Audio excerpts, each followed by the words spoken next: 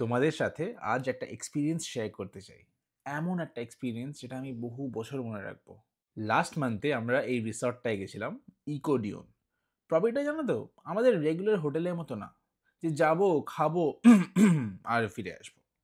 It is an ecosystem. They have 62 uniquely designed bungalows. I mean, আমরা দেখে তো সত্যি অ্যামেজ হয়ে গেছিলাম, আর কয়েকটা জানো তো ঢুকে পড়েছিলাম জাস্ট ছবি তোলার জন্য। এদের অর্গানিক গার্ডেন আছে আর ডেয়ারি ফার্ম, যেখানে সবার একটা করে নাম আছে, যেমন দীক্ষা। তারপর temple, yoga hall, spa, pool, beach cafe, this ancient banyan tree and well a private beach too.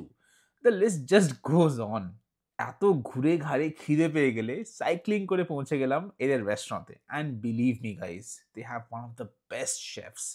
The kebabs, এই প্রনগুলো, ও মানে আউট অফ দিস ওয়ার্ল্ড।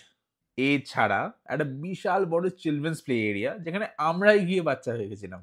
ও দেখেছো, আমাদের রুমের ব্যাপারে বলাই হলো না। এই বিশাল বড় চাবি দিয়ে রুম খুলেই it was like a dream.